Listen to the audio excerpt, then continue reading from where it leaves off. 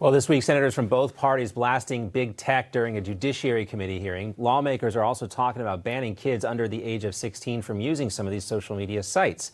Listen to what Missouri Senator Josh Hawley had to say about that. Myself, when you say things like, well, the parents really ought to be educated.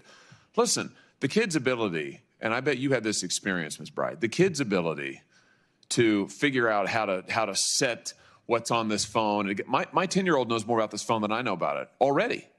What's going to be like in another 4 years or 5 or 6 years like your son, Ms. Bride? So I just say as a parent, it would put me much more in the driver's seat if the law was you couldn't have a phone. I'm sorry, you couldn't get on social media till 16. I mean, that would help me as a parent. Yesterday's hearing comes amid renewed attention on the impact that these sites are having on some of the youngest users. Some of them there yesterday to give their own testimony. Listen to this. 12-year-old girl could go onto Instagram and research a healthy recipe and within seconds be fed pro-anorexic content. There are steps that companies can take to place meaningful safeguards so that this content does not harm young people.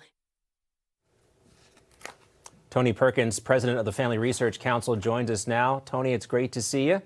How are you doing? Thank you. I'm doing well. It's good to be with you this afternoon. It was really kind of jarring, I think, to listen to the testimony from that young lady there testifying before the Senate committee.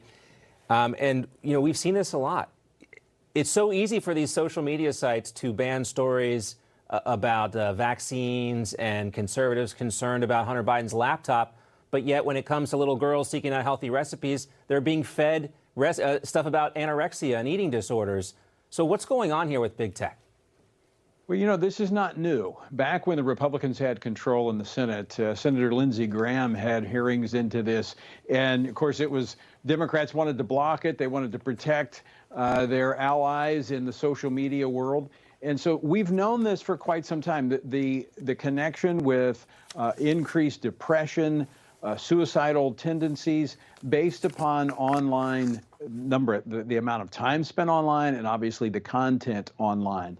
But it's an interesting aspect where you have the Democrats who are trying to protect in many ways this content that is toxic for children. And we know this now. There's a growing body of research that makes this very clear.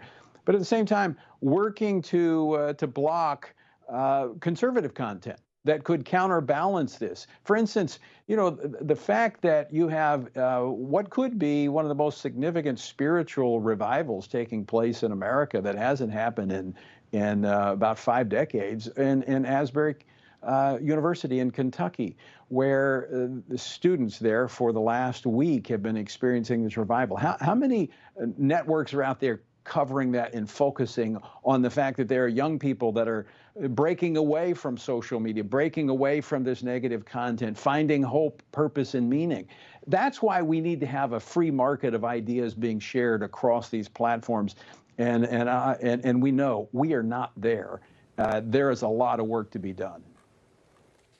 There is a lot of work to be done. Let's talk a little bit more about the censorship of conservative voices, because we have that happening with Newsmax and AT&T and DirecTV. President Trump even weighing in on this. He calls the decision disgusting. He posted this on Truth Social over the weekend. Quote, AT&T must reinstate Newsmax immediately because it's only going to get worse for AT&T as people flock to leave both their stock and their platform. Welcome to the Trump era, he says. I don't know what that means if he gets reelected. But what is your take on AT&T and their censorship of Newsmax? Yeah, here's my take. As a former chair, I was formerly the chair of the U.S. Commission on International Religious Freedom, a bipartisan commission that looked at religious freedom internationally. I was sanctioned by China for speaking out against their abusive tactics. And so I was sanctioned by them. Well, what has to happen there is we have to have citizens that take responsibility for pushing back on the oppressive regime of China, since we have an administration that's so friendly with them. How do you do that? Well, you don't buy all the products at Walmart. You don't go to these places where everything's made in China. Well, how do you push back on a repressive organization like AT&T that wants to do the same thing, essentially censor Newsmax for having a conservative voice. What do? Well, you don't buy AT&T products. I'll tell you what I'm doing right now. I'm looking how do I change my phone from AT&T to another service. And that's what Americans have to do. Now, we know that their margins are pretty wide because they've already taken a $10 billion hit on the stock market.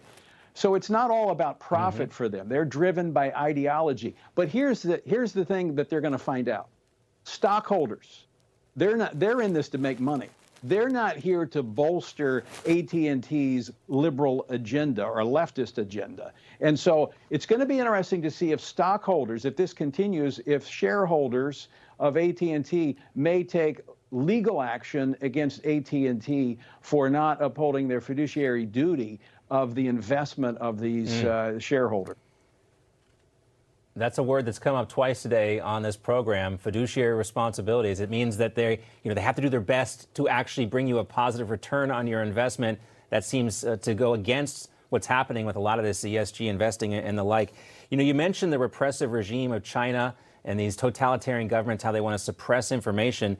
I want to focus, based on that, on something that Congresswoman Victoria Sparks said in a statement. The issue of deplatforming Newsmax and removing other non-conforming accounts by large communication oligopolies is not just an issue of censorship spreading like a plague in our country, but also an issue of government-created, protected, and subsidized monopolies turning us into an oligarchy.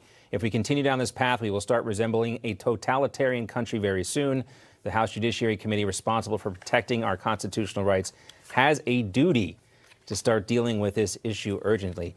And she should know. I mean, she came from Ukraine. She fled Soviet-style oppression and the totalitarian media monopolies that exist in those types of countries.